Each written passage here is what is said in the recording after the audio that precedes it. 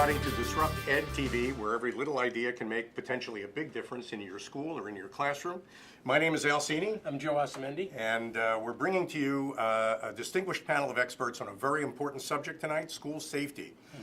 Before we start our discussion, I just want to make a few acknowledging announcements. You might notice we're not in our usual studio. We're actually coming to you from a company called TechXtend in Eatontown, New Jersey. TechXtend is a leading IT solutions provider whose educational division is focused on technologies that empower and protect students and staff.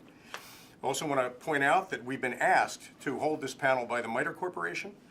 The whole purpose of this panel really is to continue a conversation we had with MITRE on the subject of student voice in a previous episode of DisruptED TV. MITRE is a very large company that through its federally funded R&D centers is dedicated to solving problems for a safer world. And finally, we'd like to acknowledge the support of the New Jersey Principals and Supervisors Association. The NJPSA is dedicated to the promotion of educational excellence via government advocacy, legal assistance, leadership programs, and professional development. We hope you're regular viewers. I think this is going to be an interesting conversation and hopefully very enlightening.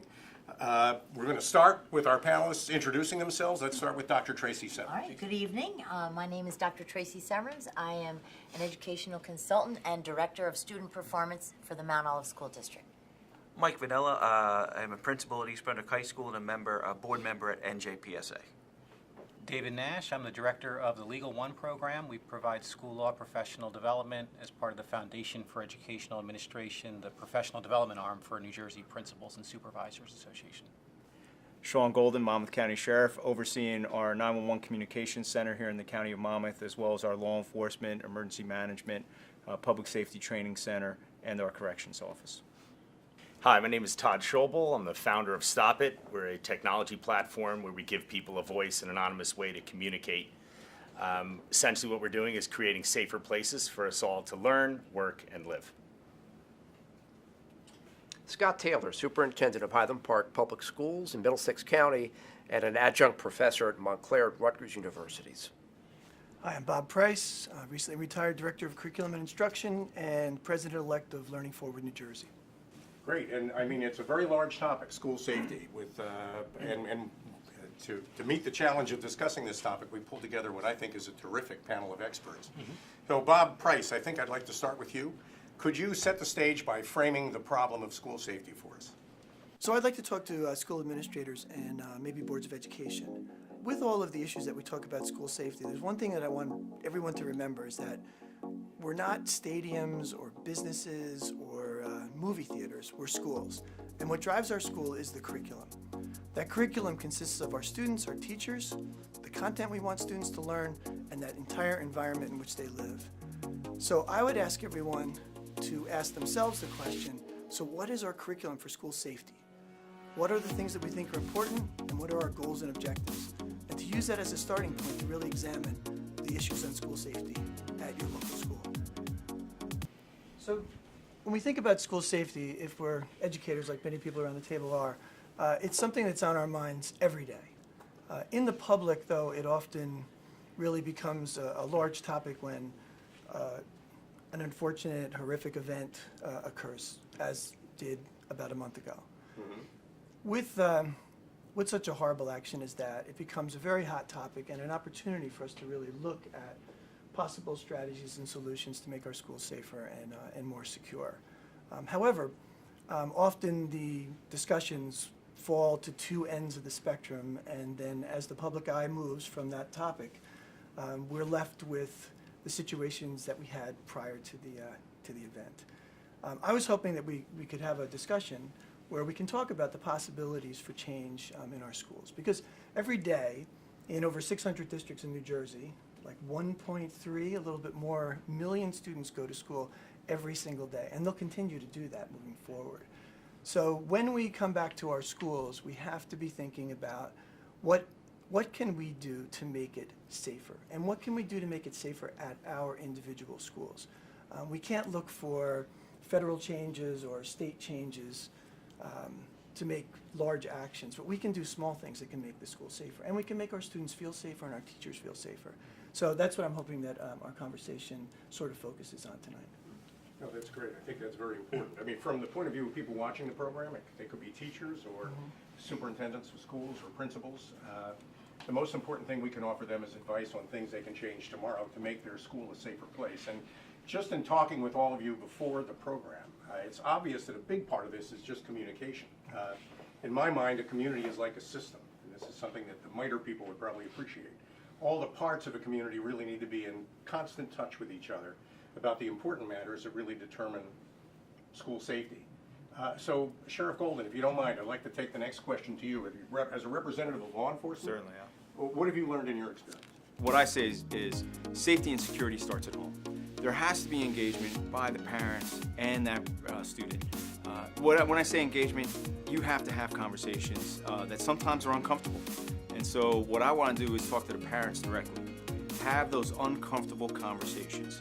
Secure that electronic device. Don't take it away, but talk about what's on it, what they're using it for. What did they do with that today at school? What did somebody do to them on that electronic device at school? Whether it's Instagram, Snapchat, text messaging, you have to engage as a parent. And that's probably the most important thing we can do to begin the safety and security conversation at our schools. It's simply not about dropping off our respective son or daughter at a bricks and mortar school and, oh, safety is the worry of administration and principals and law enforcement. Safety and security, much like you train them not to talk to strangers, not to do certain things, and to stay away from harmful things, safety and security for schools begins with the conversation of parents at home. Well, one of the things I think that Bob touched on, and you hear this word safety and security, right? And safety, I always say, starts at home. Just flat out. I think with all the tragic incidents that occurred in the country, we equate safety now to an armed officer in the school, some type of metal detector in the school, some type of hardening of the structure in the school. Safety is about development and that child development through the years. Being an educator at Monmouth University for 15 years, and certainly a parent of two, safety starts at the home. And I think schools have to do what they can, as well as law enforcement, as this is a multi-pronged approach. We all recognize that with our mental health professionals, our school, our academics professionals. All of us have to come together, but we have to promote the parent engagement at home in terms of breeding safety and how we create that environment.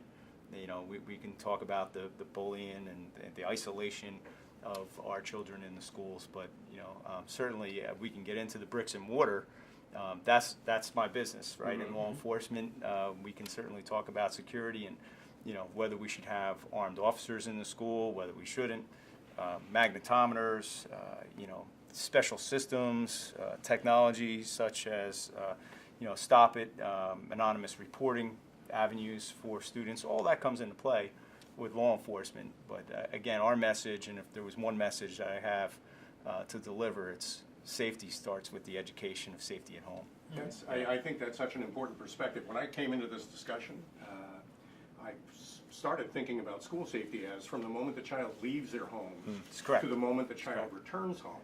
But the reality is it's really a 24-hour process, not a 6 or 7 hour process. And if we don't pay attention to that, we're missing big opportunities in improving school safety.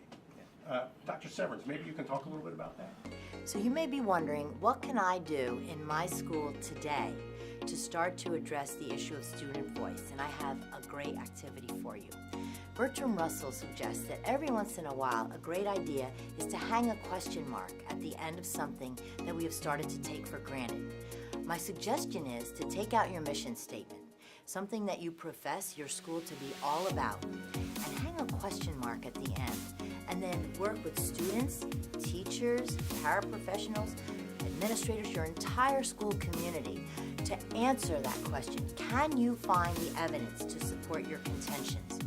And does it exist within your school? And if you find that you have no proof to support your mission statement, then set about to find something. Yeah, I think when it comes to addressing the issues of school safety, we have to think in broad terms.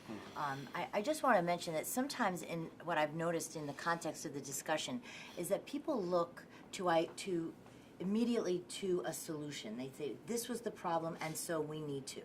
And one of the things I really feel strongly about is we have to kind of pull back, pull up, and first start with the questions. Why is this happening? What may be all of the possible contributing factors? What needs to happen in the home, in the community, with the child, in the teacher-student relationships, in all of the aspects of the system, as you mentioned, that every single piece is connected. So I think when we start to look at the issue of safety, we need to begin not just looking at kind of arming ourselves or turning our schools into a fortress, but looking also within the walls and across the community to see places where we can build connections and relationships. I really feel very strongly that if students have a sense of belonging, of worth, of being known and noticed, of being respected, challenged, and well in their school, then they're far less likely to bring anything to school that would harm anyone. Because if school is a place where there is love, where there's relationship, where there's connectedness, then I'm less likely to want to harm you in any way. I think that's important. You know, I'm thinking back to the last panel that we had where we talked about student voice. Students are willing to tell us what's going on in their lives. We have to be willing to listen to what they say and then act on what they say, because if we don't, then there's no point gathering information from them unless we plan to do something with it. Just today, I'll just mention that I was at Mount Olive's. You know, today was a day that students across the state were going to walk out. And what the students in Mount Olive decided to do is, instead of walking out, they stood up and they spoke about what is important to them. And what I really was impressed by is that the students and the adults just listened. They let them carry the conversation. They spoke about connectedness, respect, gun control, civic engagement, school security. And it really was an amazing show of investedness and interest in being part of that solution. Students want to be heard. They do. They want to be heard. And one of the students said, And they want to be listened to. we are tired of words and we're ready for action.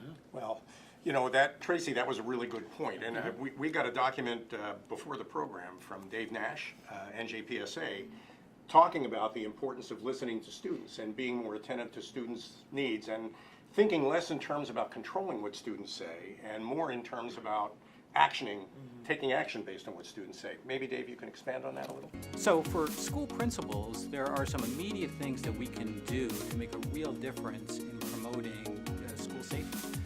The biggest step, I think, is for the school principal to honestly assess the school climate. Every school in the state of New Jersey has to have a school safety/climate team. And in many cases, when we do training on this issue, we see that there are challenges with the adult-to-adult school climate. So the school principal has a huge role to play in looking at school climate, honestly assessing it, and developing meaningful plans to help make sure that climate is the kind that we want for all students. And that oftentimes means that we have to start with the adults and make sure that they are working together well, they are communicating effectively, because kids see that.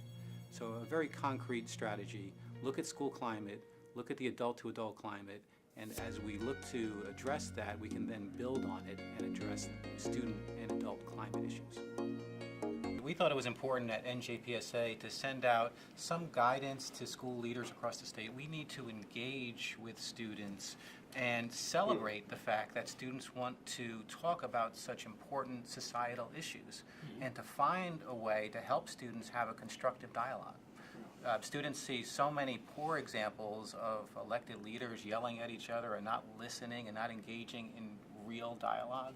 So we wanted to send out legal guidelines for our members to talk about the First Amendment rights of students, how we can celebrate the opportunity for students to be engaged in a responsible way, and to try to promote that without immediately jumping to the idea of discipline and punishment if you wish to express yourself, finding responsible, safe ways for students to engage in that expression. That's a really important point, and that brings us to a break. And I'll look forward to picking up on that point when we come back after these messages here on DisruptED TV.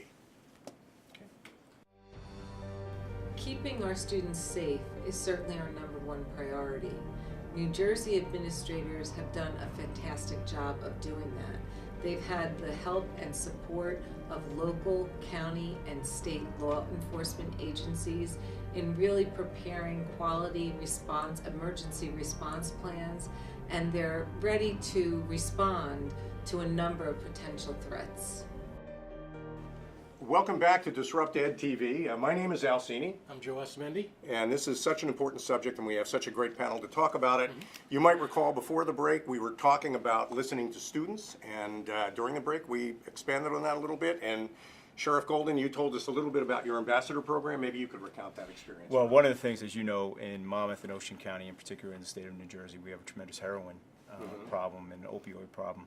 And what we decided to do, and I can't take all the credit, and I'm going to give some of the credit to a gentleman that's with us behind the scenes here, Rich Allen, who was the principal of Neptune High School at the time. We engaged our school districts at the high school level and brought all the student leaders in from the various school districts into the Monmouth County Sheriff's Office 2 years ago.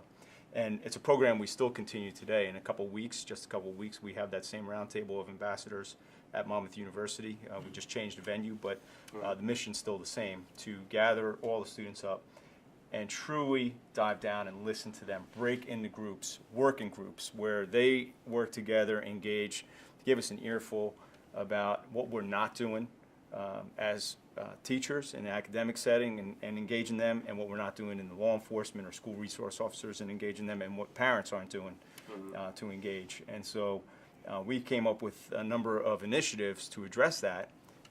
But one of the things that we found when we were engaging all of those high school students in the breakout sessions was, hey, we've already lived through it.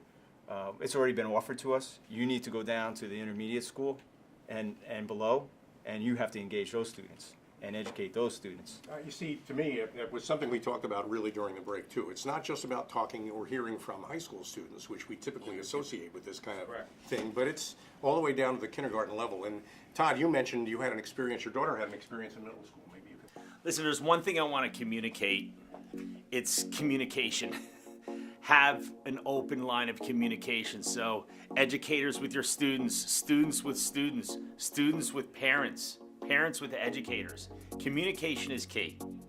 Give people a voice so they can help you. Give people a voice so they can help one another. And for parents out there, listen, as much as you want to do it, as much as I do it, I'm going to take that device away, that darn Snapchat, that's driving you crazy. Put it down, leave it alone. Listen, do not put it down. Engage. Get a little closer. Communicate with your kids. It's amazing what they'll share with you, and that will turn into teachable moments and things that can really affect them in their lives, and they can bring those practices to their schools and their communities to make them better and safer. Yeah, my daughter and my twin boy girls, they're 11 and 13, had a walkout today at their school, and they were excited about it, right? They weren't jumping around and picking out their outfits, but it was pretty cool, the deep meaning you can see in their eyes about what they felt, and I asked them about it, what their intentions were.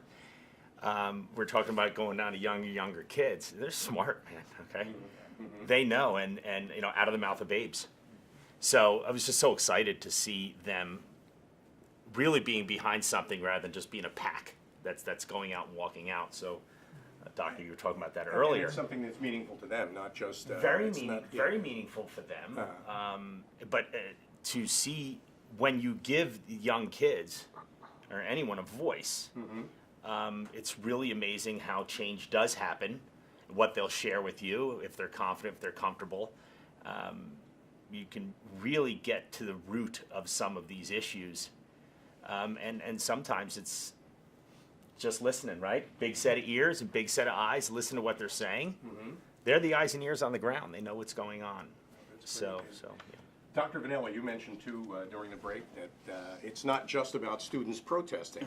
It's about everything students say. Maybe you can expand on that a little bit. I think as a principal, what you can do tomorrow is provide opportunities for shared and distributed leadership to take place in your building, where staff and students can come together in a non-threatening environment and have authentic conversations and share ways where they can improve the the school so that everybody wins, and in the end, we focus on what's most important, the students' social, emotional, and academic success.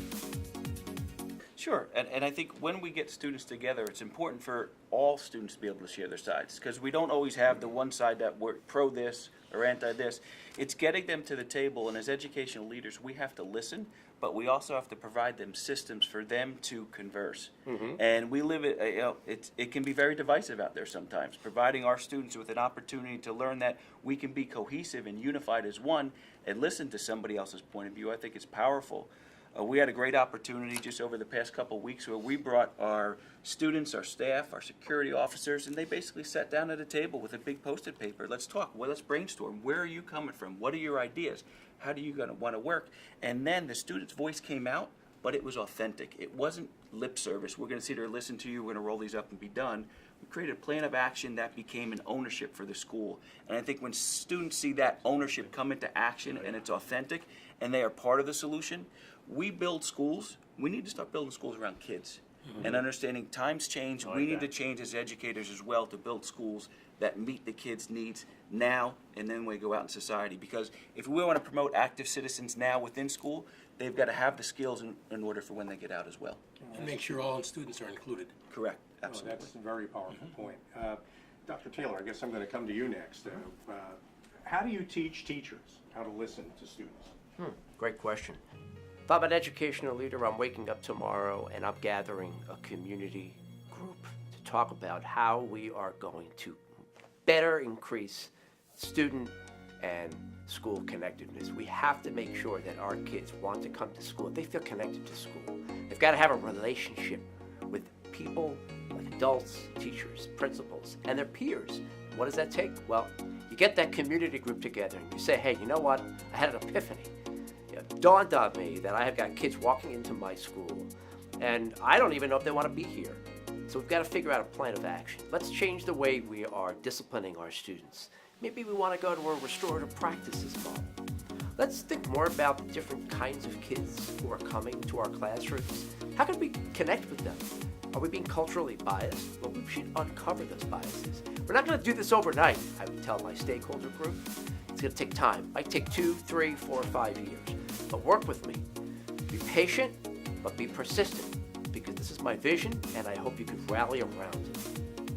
First of all, I love the conversation's direction. I'm hearing that we're more fixated right now on the students' well-being than anything else. Let's think about the nature of the assailant, the person who's at the center of some of the mass shootings we're seeing.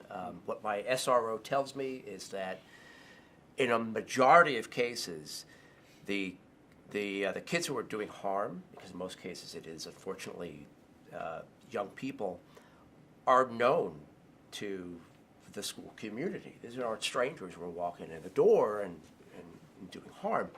So for teachers, the question is so pertinent because we as a school community need to do, I think, a better job identifying who these kids are. And I think we do that, but then following up by listening more intently. And how do you do that? Well, you be very cognizant, especially in the state of New Jersey, in which you have communities that are extremely diverse, and maybe with the exception of certain pockets of our state. You start by taking a deep dive with staff about some of the hidden biases that they don't even realize might be influencing their relationships with kids, which might be, by the way, shutting down their ability to listen to those kids and hear them, and then eventually identify the few students who might go that next level and undo harm to the community. So, I mean, how do you do that? Well, you foster cultural responsiveness. You have your teachers check out the Harvard University Teaching Tolerance online implicit bias assessment, in which the participant can actually help recognize what kind of behind-the-scenes things are going on that might be influencing the relationship you have with other people. And then you have an open conversation with people about how those subconscious prejudices, not intended, are compelling us to microaggress against kids, and again, shutting down that relationship that a lot of us are talking about is so important. Oh, that's a good point. I mean, that's a great point. Dave, I think I want to come back to you because it sounds to me like professional development is a potential solution or an addressing, a way to address the problem. How much professional development is actually aimed at teaching teachers the skills it takes to identify these problems in their community and then do something about I it? think there's a growing sense of awareness that we need to have professional development that is beyond academics. Academics obviously are critical, but we have to look at the whole child. And we have to look at ways to understand how to engage the whole child and listen to what's coming back to us from that student. So in all of the professional development that we do regarding legal issues, we're always talking about how you can effectively address the real signs, the real messages that are coming from kids. School leaders need to be consistent.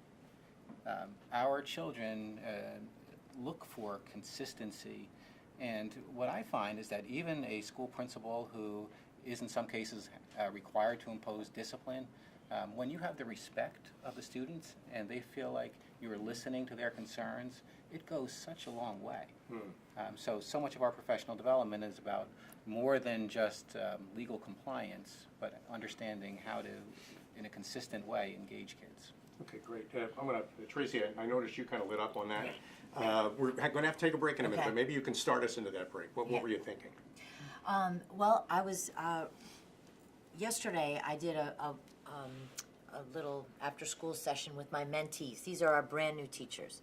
And what we did is we took the Quaglia report. That's, so the Quaglia Institute has been doing a great deal of research on school voice, and there are 8 conditions that are part of this model that addresses things like belonging and a sense of being known and your experience in that learning environment. And each new teacher, we took one of those conditions and had a conversation around it. And what they were most surprised by is in looking at the data from the surveys that have been conducted, at how out of line the teachers' perceptions are of how the students experience school and what the students say about how they experience school. They were alarmed by the fact that, for example, in the data it said that something like 30% of the students believe that a teacher even cares if they're absent. 50% said they have anyone to go to if they have a problem. That students don't feel known, respected. And what I like about the Quaglia report and why I would suggest it is after each of these sections, they have practical suggestions like call students by name, know something about them, invite them to participate in the way we're going to engage in this learning. Yeah. So the voice can be very much within the instructional context. And when we come back, I want to just give 2 specific activities that a school could do to see who's out there on the margins and who we need to know. That's terrific. So we're going to take this break, and when we come back, we'll talk some more with Tracey Severns and this terrific, distinguished panel of experts on the subject of school safety. We'll be right back after these messages. Stay around. Since this show is focusing on the questions that school communities must grapple with, it's important that we bring student voice into that dialogue and discussion. How are students feeling currently in the building? Do they feel safe? Do they feel included? Do they feel engaged? If not, why not? And if they do, why are they feeling supported? How do they feel engaged? Because those are the very practices we want to promote. Welcome back to DisruptED TV. My name is Al Cini, I'm still Joe Asamendi. and it's a pleasure to have you back. And what a great conversation we're having with a terrific panel of experts. Before the break, Tracey, you said we'd come back and you'd talk about an experience you had. Yes. So maybe you Well, could... I want to offer 2 activities, two very real, very easy to implement strategies that you can use in a school to really get in touch with your truth. I mentioned that before. I'm all about getting close to the reality that goes beyond the perception. So here's 2 things. So one is that I was aware of a school district that took all of the photographs after picture day. So you have all the pictures of all the students, and they put all of them up and invited the staff members to come up and write something that they know about them that goes beyond just their name. What do you really know about them? And what becomes immediately apparent is there are some students who are known by everyone. And we all know that in schools there are some students who get picked for everything. They're just this light shines on them wherever they go. And what becomes known in a very physical, very, very obvious way is there's kids who are known by everyone and there's kids who are known by no one. And that's where it becomes very obvious and indeed very powerful to see who truly is out there on the margins. Yeah. So that's a faculty engagement activity that would reveal some truth there. The second is I was talking to a teacher in the district. Erin mentioned that in a school that she's aware of, they had index cards that they gave all the students as part of a morning activity like a homeroom or something, and they asked the students to write on the index card who they would go to if they knew of something of concern, if they had a problem. And what took their breath away is how many cards were returned blank. That a lot of students really don't feel like they have someone who they know and trust to report. And that's what propelled that faculty to really look to see what can we do to really know our students and That to is, engage their voice. To me, that's such a great point, because It's very easy.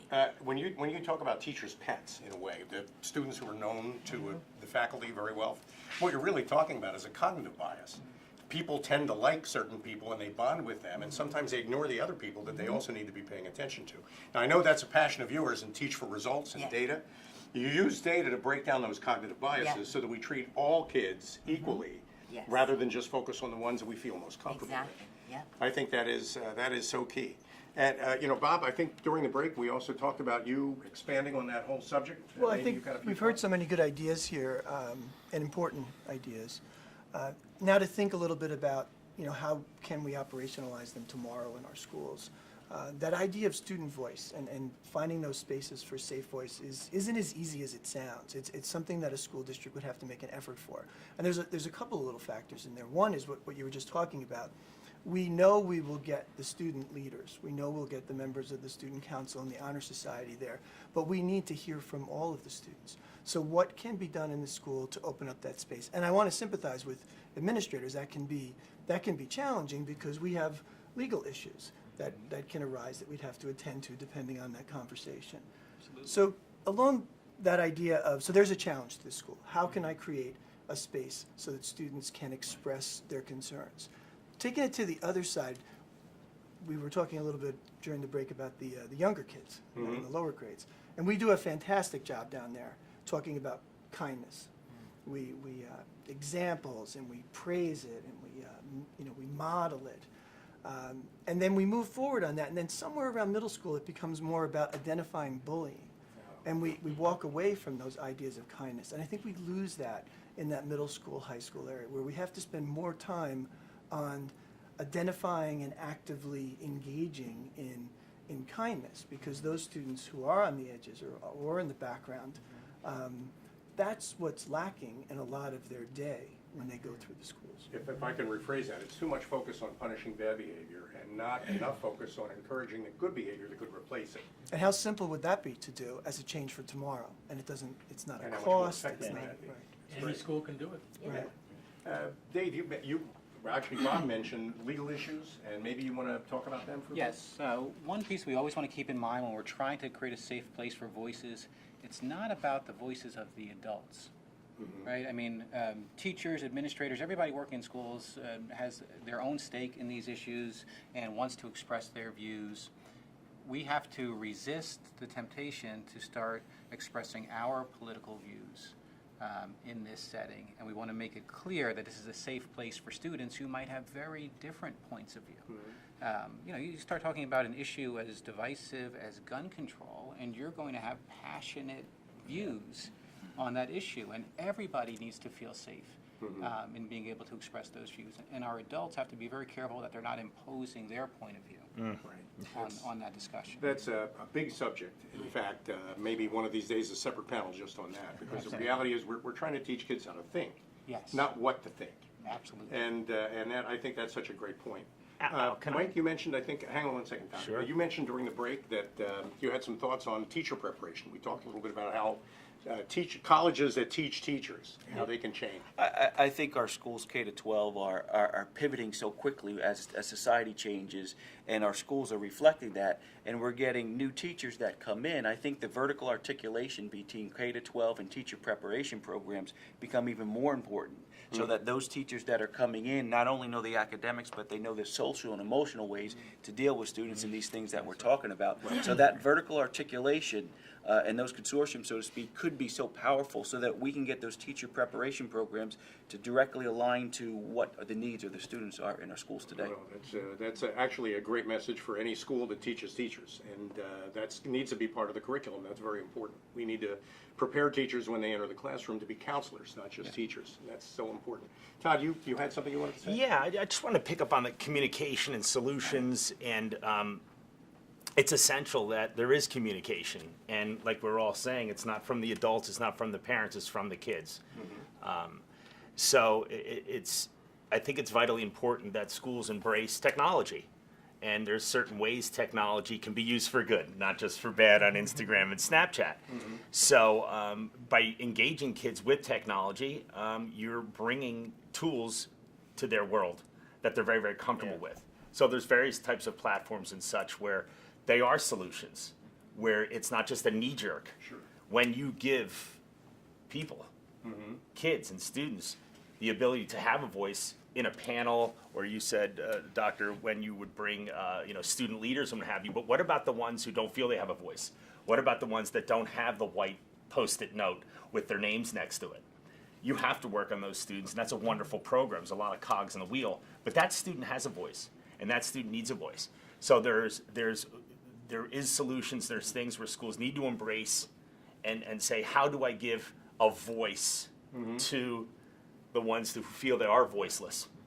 And that's not given up and expressing their voice. Yeah, and those aren't the ones that aren't going to come knocking on your door. They want a safe and secure way to share what's going on for the betterment of the entire school community and the community at large. I just thought that was important that schools embrace these things I'm and just go to curious, kids. and Todd brought up technology, and we run anonymous tip lines and out in the community and all these kind of things. But I wonder, Tracey, if instead of giving them the index card to write the person they would go to for help, if you had texted them that message or had a Snapchat group, if they would have answered. You know what I mean? Because that is what our students are used That's our to. society You know what I today. mean? Absolutely. An index card, they're probably saying, I don't want to write this down. I don't write anything down.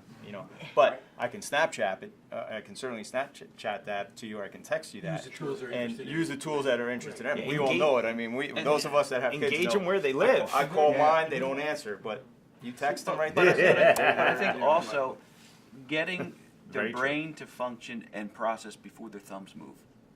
I think is critical, and that's what you're talking about, teaching digital citizenship, and that's another way to teach empathy, because I think that's another piece of this puzzle to teach kids empathy as we go through this process.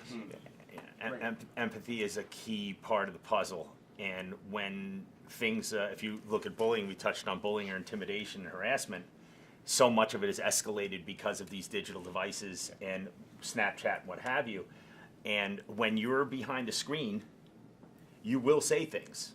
Yes. You will That's why I send was curious. things instantly, without thinking, without meaning to do harm. But once that releases, it could wreak havoc on a child individually or wreak havoc on a school. So how do we get that pause button? Where is that pause button? How do we get them to stop and think? We're coming up on a break, but you're touching on another very important point. The whole sense of accountability that individuals have, responsibility for their own actions, becomes very blurry when you're using as a filter some device to communicate how you feel. And that just makes it easier, I think. Gives implicit permission to kids who may not be bullies to do a little bit of bullying because they're doing it online, and that just Or makes it inadvertently, safer. they don't know they're doing it. Yeah, that It's a is, shame. and we're not going to take the device away from them. We have to train them can't. how to use that device intelligently. That's very important. Those are teachable moments when they see going on that device. You that cannot is- remove the device from the child. Do That's not right. do You that. teach them how to use it correctly because Teachable moment when they see something bad. Great point, Todd. We'll be right back after these messages for more DisruptED TV with this terrific topic and a great panel. One of the conversations schools need to have is to ask themselves, how are they addressing school climate issues on a regular basis? Do they look at school climate data through school climate surveys? Do they create school climate improvement plans, implement those plans, and then assess how their plans are going? Are they ensuring that every student in their school is involved in positive relationships with both students and adults and are taught the social and emotional learning skills they need to be happy, healthy, and productive adults? Welcome back to DisruptED TV. This guy's name is Joe Assamendi. And that's Alcini. You got it right. Good for you. Twice before. But our panel is really what makes this program. And it's so great to have all of you here. During the break, we were talking about, in the time that we have remaining, how we kind of want to go around the table and identify ideas that have worked, maybe even some ideas that you've tried that haven't worked. So, starting with the obvious things, like physical security. Sheriff Golden, maybe you'd want to walk us down that road. So much of it, it's dependent upon the school, and we have to reconcile the age of the schools, the cost of security per district. At a district level, there's small school districts, very large school districts, but there are some steps that I think school districts have taken, and we've seen them taken.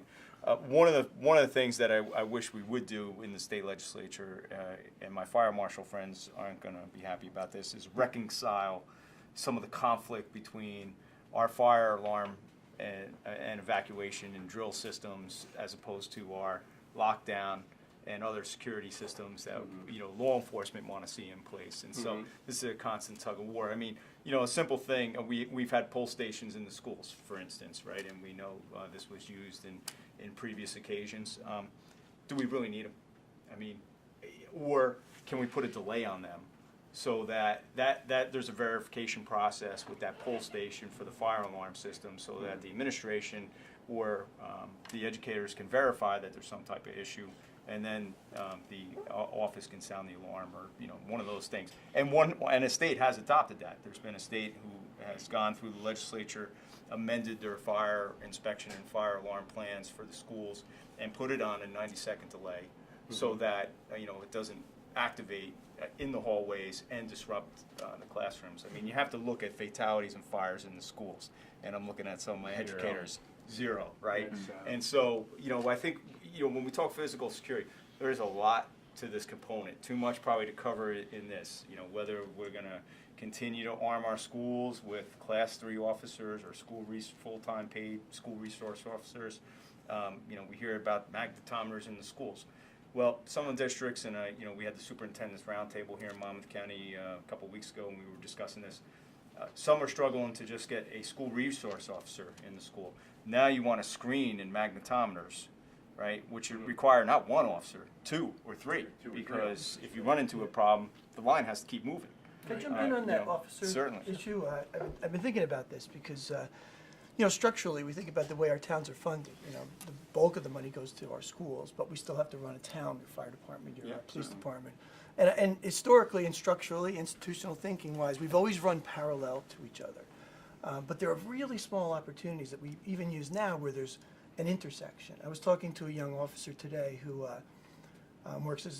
he's from the local police force, but he works in the school, and he does some teaching around, driver ed. And talks about, first interactions being pulled over for a speeding ticket or something like that, and how important that is. And I was struck by how that officer is now a representative from the town. He's a security person in the school, but he's part of the school's curriculum. So the school's curriculum is the living experience of the child throughout. What they come with, who their teachers are, what the physical building is, who they meet during the day. I would love to see more of the highly trained, really skilled police officers in the school, but not as a patrol, but as part of the curriculum. So, for instance, That's a good point. I had a really, a vicious fight occur just last Friday in my high school, and I was on the phone this morning with the mom, very cooperative, and you know who she wanted? She wanted the school resource officer to be at the hearing, the suspension hearing I'm going to hold next week, because here's a guy, I'll call him out, Joe Corbello, I have to, because he deserves it, from Highland Park, who established such a great rapport with a lot of these. I have a core group of kids, the kids who I'm concerned about, who I talked about earlier, you got to listen to, who established such a relationship, not only with the kid, but with the family after hours, that the parent wants the police officer to be at the suspension hearing more so that she probably wants to be there. Right. That speaks to your point. There's so much untapped potential when it comes to education and law enforcement collaboration. Every school district is required under state law to have a memorandum of agreement between education and law enforcement. But when I go around and do training on this issue, most folks have never read it. Most folks don't know what's in it. One practical example, you could have in your memorandum of agreement that if a student is under criminal investigation, that information will be shared with the school principal and there can be ongoing dialogue. And that's an optional provision in the memorandum of agreement, but every school district should take advantage of that. Should be exercised. Because That is no, and one that that's should be the, exercised. I think that raises such an important point, because it's not just the letter of these documents, it's the spirit of the documents that needs to be embraced by everybody. And, Sheriff Golden, you mentioned, I don't want to pick on necessarily law enforcement and fire departments, but sometimes there's an antagonism among different stakeholders, let's say, in the overall solution of a problem. So maybe my question to everybody is, what can you do to break down that antagonism so that people actually listen to each other and find solutions for each other and not compete with each other? Well, it's funny. I think, at least I see in our county, we collaborate a whole lot more, particularly now that we're drilling for these. We didn't collaborate that way for fire drills, right? But we certainly are collaborating that way for active shooter drills. And I really do think in the collaboration with fire and EMS, such EMS, for example, EMS was the old way when I was a medic for Monarch and working part-time as a medic. Stay clear of the scene. The law enforcement will tell you when it's safe. You wouldn't even think of these things such as warm zones and hot zones and having EMTs gear up for extraction. So all of this training has come a long way in terms of collaboration. But again, there's still some conflict that needs to be reconciled with systems, within the school, and that's what I was talking about. And then schools are taking other steps. I mean, the way they practice drills, the door locks, filming windows, different things that they can control and are within budget. Panic buttons in the school. I see there's a bill proposed in the state legislature to mandate panic buttons. We've done that in a lot of our schools here in Monmouth County already. So, but providing that apparatus, and then again, the tech, for us, gets back to that, that human intelligence means the tremendous amount for law enforcement, and when you talk about public safety, and when we look at SROs and the training of SROs and the engagement of SROs in the schools, that's really where we head off some of these things. And then coupled again with the MOU, because it has to be sharing of information. We saw some breakdowns down in Parkland. You can do a post-op on a lot of the school shootings that had occurred in the country. And there's some breakdown in that communication between education, the educators and administration with law enforcement, and then again with the parents and some of those associates. So I it just really wanna- has to just work. real quick. Yeah. Just jump in. Talk about communication. We talk about with students, all stakeholders. We're really fortunate in East Brunswick where we have all agencies working together. We meet on a regular basis: fire, police, SROs, principals, central office, and we come together regularly to talk about things and discussions, and new ideas come out from that. A great simple idea we talked about is when you mentioned a lockdown drill.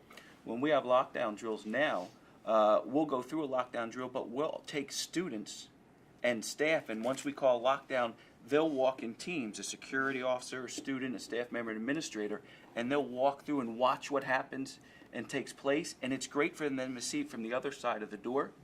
And then what we've done is we have our students go on and they address the school community and they talk about what they see and how important it is and what to do. So that communication and putting that engagement in multiple areas is important, and students when they do that, they feel like they are part of what's going on, and I think it's really powerful. It's made a difference in our community. That's that whole community as a system, and it works as a system when the parts communicate and don't compete with each other, and that's together really is what we're trying better. to promote. That's Scott, really did you key. have a point? I mean, we talked about the need for the community to rally around a cause, which in this case is the protection of our kids. I'm finding the school resource officer is also a wonderful change agent for the folks who I need to have understand what life is like in the trenches. And I'm talking about my Board of Education, for instance. You know, I'm speaking to the superintendents in the audience who struggle to relay some of the challenges that we have to the 9 members of, you know, most often lay people of the board who just don't know really, because they can't see it and hear it, what's going on in hallways and in classrooms in terms of security. Well, you know what? If my school resource officer, which is the case in Highland Park, has a good relationship with the board, he can come in, which he's going to do in my case, one of my closed session board meetings, and actually describe what it's like to be breaking up a fight or having to work with students he's concerned are going to come back and do harm. So for me, it's not only about what the school resource officer does for the parent, it's about how I could actually leverage him or her as a change agent for the entire community. So what I'm hearing is, I'm really hearing, we're talking about a different place, that a school is a completely different place than it was so many years ago. That we have real fear around the safety for our students, and we want to address it all the time, but it's a different kind of thinking. So if it's a different kind of thinking, now we should step outside of our box for a moment and say, if I have a community of 1,500 citizens, I know where 800 of them are during the day, or I know where 500, they're all in 2 buildings. So if I'm worried about them, how do I patrol that building? I used to think, I've got my 400 kids in a school, they're perfectly safe for the day. It's going to be a safe day. And now I'm not thinking that. So if that's the problem, what's the solution? Well, you know, one of the solutions is realizing that no one person has every piece of the puzzle. Right. And we have to recognize that. So, for example, in that memorandum of agreement with law enforcement, there's an option for every school, and every school should be doing this, to create what's called a law enforcement unit. Virtually all of our schools in the state have video now. And if you create what's called a law enforcement unit in each individual school, you're allowed to freely share that information with law enforcement, and that can be incredibly helpful. It's a practical strategy that most schools are not taking advantage of, and it's one way to help make sure those pieces of the puzzle are coming together. And that's all about intelligence, right? Yes. Intelligence gathering and information. I'm going to give you a chance to talk some more about that after this Yeah. break. Got it. We're going to take a break here on DisruptED TV, and after these messages, That means we'll I be get back. more time. Yes. That's great. That 20 bucks is going a long way, man. Don't Thanks go very anywhere, much. we'll be right back. I can't tell you how many people I know. I want to let you know that NJPSA and FEA are here for you. We can help your school facilitate these conversations about school safety and school climate. We have a wealth of resources and professional learning opportunities available for you, and we would be happy to work with you individually to customize those opportunities for your school. So please reach out to us if you have any questions. We're here to support you. Welcome everybody back to DisruptED TV. My name is Al Cini, I'm still Joe Osmendi. and we're joined by a terrific panel of experts talking about school safety. And I live in Lower Manhattan. I've lived there since 1996. I was there during the World Trade Center attacks, both of them, in fact. And I know that when you see something, you should say something. But these days, especially with what we've had recently experienced in places like Florida, it's not just seeing and saying something, it's doing something. So in this last segment, let's see if we can't focus on that. I also, by the way, want to acknowledge the support of Rich Allen in pulling the panel together. He picked great people, and it's a great subject, and you guys are doing a terrific amount of justice. Todd, maybe we'll start with you. Stop It. What does Stop It do? So again, StopIt's a technology platform, okay? So it provides an app for reporting. It provides a two-way anonymous communication so people can have maintain a veil of anonymity and go back and forth and discuss issues and problems. And it's a back-end case management tool or a dashboard called DisruptED, okay? So that's the nuts and bolts of it. What it really is it's about communication, okay? So we kind of touched on it earlier. When you give people a voice, a safe and secure way, again, our platform is fully anonymous, it's absolutely amazing what they're going to share with you, okay? So it's not about kids sharing and who's bad, who's doing things that are wrong, although you get a lot of that. What you're getting is a tremendous amount of upstander intervention. And it's a beautiful thing to see what happens, and what we've seen all over the world and across the United States is kids standing up for others. All right? Who's in the midst of suicidal ideation? Who's going to bring a weapon to school because they broke up with their girlfriend or boyfriend? Who's addicted to opioids? Who's dealing the opioids? Who's self-harming? And by the way, there are major legal implications to this as well. I mean, if you look at our bullying law in New Jersey, every school is supposed to have in place a provision for anonymous reporting Precisely. of complaints. So if I were an advocate looking to say a school district isn't addressing the law as well as they should be, I might ask, have you had any anonymous reports that you have had to address? And if the answer is no, then you probably don't have an effective anonymous reporting system. You don't have it's a system nobody's using. Well, and we spoke about this earlier, an effective digital anonymous reporting system where the student is using their phone that they, 100%. so brings often. And it's immediate, right? Immediate. I'm glad you brought this up, Todd, because it's not just about the obvious active shooter problem that makes the news all the time. There are thousands of little micro inequities that happen in schools all the time. And if you don't know about them, you can't do anything about them. So, I mean, it's really, I think key is bullying, I mean, all the way down to some of the smallest, minutest expressions of disrespect that one student might have for another.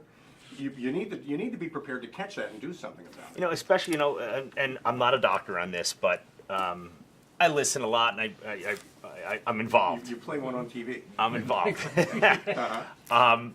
But you look at, I sat and listened to a wonderful speaker speaking about when students start to develop their emotional issues, right? And these things manifest themselves in, say, middle school, right? Where mental health and no one knows. It's emerging. You take that toxic cocktail of a student who is feeling these things and doesn't know what they are. Parents don't know. School doesn't know. It's a new feeling. And then you layer that with some abuse or some bullying. Well, hey, I may be able to take you saying that, that I can't do X, Y, or you're picking on me. But you do that to somebody who is in that midst of Trauma. In the middle of this. they're going to react a whole lot differently from the person that can take some of these things. Is precisely why what people can do tomorrow is have an honest conversation with themselves about the way we are reacting to kids, discipline problems, to their misbehaviors. Ask yourself, when I throw the kid out, when I suspend the student, what's really happening? Am I really helping that student grow through his or her problems? Kids aren't scared of administration anymore. They're not scared of police anymore. I've been told by my own police department. So what do? We got to wrap our arms around these kids, which is why when you have that conversation with yourself tomorrow, the next day, start a committee of stakeholders, teachers, especially teachers, paraprofessionals, members of the board, parents. Talk about moving your likely punitive discipline approach towards a restorative practices approach. And there's two organizations that I highly recommend. One is the Morningside Center for Restorative Practices based in the Columbia University area, and another based in Bethlehem, the International Institute for Restorative Practices, IIRP. And I think it also developing programs within a school where kids feel comfortable, where they belong, mentoring programs, sources of strength, PBSIS, ways where kids have an avenue to go and work with peers. Get your high school kids to go down and talk to your middle school kids and share experiences that they have where they can relate, and those authentic conversations can come into play. And then the counselors can also work with them as well. Very important to have those in school. I think there was a study, I think it was Harvard, along with, I think, potentially Penn State came out with a study a few years back about when peers get involved, like you're saying, in the schools. Enough, and again, if you go back to bullying and intimidation, because, listen, studies show with school violence that when bullying escalates to a certain level where it's physical, it's online, and it escalates, over 70% of those students will bring a weapon to school. So when you back all that up and you want to deter some of these behaviors, or you want to help, it's very important that The peer-to-peer is important, and I think us as educators and law enforcement and those who engage in mental health, it's extraction, right, of some type of solution from them. And I'm going to point to Rich Allen because I've seen him in action in the high schools. And Rich was always a person, instead of discipline, would always extract and try to and continue to speak with that student until he extracted some type of solution or resolution to the problem from the student. From that From the student. From that Not, particular student. You know, not saying you're going to get detention, you're going to be suspended, and that's it.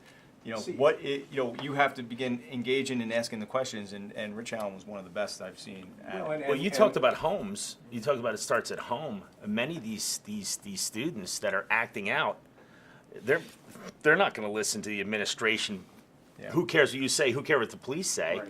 And when that's broken down like that, you look back at home. Maybe this child is enduring things that just shouldn't be happening, and then they act out going back. When you learn that from your parents, or you learn that from home, and you're being abused, no one else counts. And there's research behind this. I Heck, mean, absolutely. There's something called the Adverse Childhood Experiences Study that shows when you have students who have undergone various traumas, the likelihood of self-harm or mental health issues or potential other damaging behavior skyrockets. And we have to take away the taboo of mental health and be able to have discussions about that.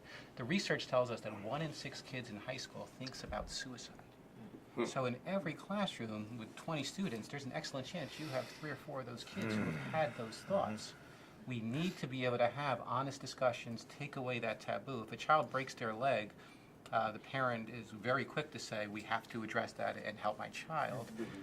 There are complex taboos around mental health that we need to start breaking down, and school leaders can do very important things to start to break down those taboos. So it sounds like the challenge again is to confront and reflect on, these cultural elements that we are living in the schools every day. One thing that gets to me often is we talk about bullying again a lot, but culturally we have kind of a problem in this country in that we love bullies.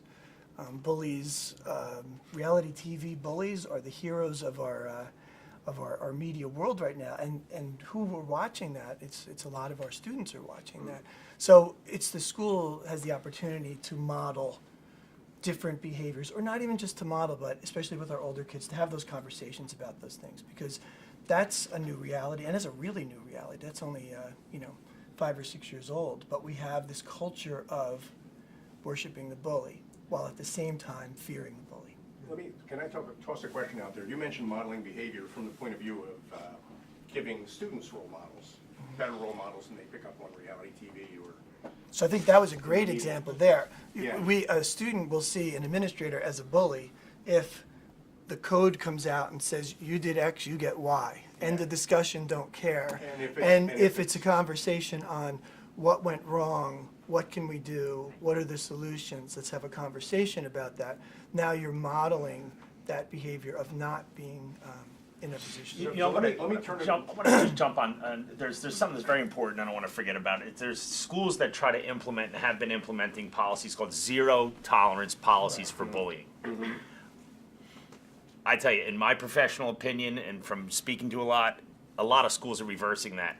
When you have a zero tolerance policy for bullying in your schools, what you're doing is you're shutting down bystander behavior. You're shutting down people that can help and be upstanders, because they feel if they do tell or inform that something's going on, that the punishment of that student is so high, while I don't want to get them kicked Yeah, we out. have to be- So we drop do- the zero tolerance. But we do have to be precise in our language. I think, Yeah. frankly, I think there's nothing wrong with a zero tolerance for that behavior.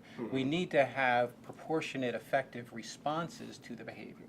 And we shouldn't use one act that a student engages in to try to define who that student is. That's key. You made a bad choice. We want to help you reflect on that and think about how to make better choices moving forward. You're absolutely right, but then you have to change the terminology zero, because no one's going to look underneath to say that, okay, it's not really zero tolerance because we're going to give the appropriate punishment. It's not just you're gone. No one pays attention to that. Zero tolerance policy means I don't care, we're done. And it sends that message just in the wording. Yeah, we have to be careful, though. We should have zero tolerance for the behavior, and we should have effective, appropriate responses that Yeah, actually make a difference. absolutely. Okay, It's not about that. before we wrap the program, we've been talking an awful lot about student behavior, but I want to ask a question about teacher behavior. You mentioned Sheriff Golden, you had great experience with Rich Allen, and we all love Rich. He's a very important part of the family, and we know about his experience in school. How do we get other teachers to be like that? You know, I would say training and retraining some of it. And, you know, I think what the doctor said about some of those exercises would bring some of that forward. I mean, there has to be some retraining of the engagement process. Glamorize these teachers. Yeah. Make them rock stars. You wanna Put them make out them on role social models, you media. Let them get out there and talk. Let them commit with the students. You can reach millions and millions of people through social like crazy. Or something tomorrow you could do is to make sure that the teachers have permission to do that, to work in that effective way. Not that they feel they have to be the hard person or go to the nth It's degree. encouraging them and inspiring them, not requiring Permission, But I there's a also lot of think teachers that would like to do that. It's an opportunity to give them a voice as well. Right. And rather than a top-down model from leadership, it's an inside-out reciprocity when they use shared and distributed leadership and they take ownership of certain committees and things and they run it and bring the kids along with them. It's not always the principal that's out in the front that has to oversee everything. It's that shared and distributed leadership that makes it out across the whole community and then bring the parents in as well. I completely agree. In fact, when we look at again, one of the findings of that Quaglia report is that really it does tend to run downhill. And so when administrators engage with their faculty in a way that gives them voice, teachers are more likely to provide voice for students. So we tend to live what we experience. And so I think we need to do that in a very deliberate way. Just don't do it overnight. It's not going to happen. And I've failed many more times than I've succeeded because I have tried to rush things. And we're talking about culture change. So to change the culture, Michael Fullen and others will say, takes 3 to 5 years.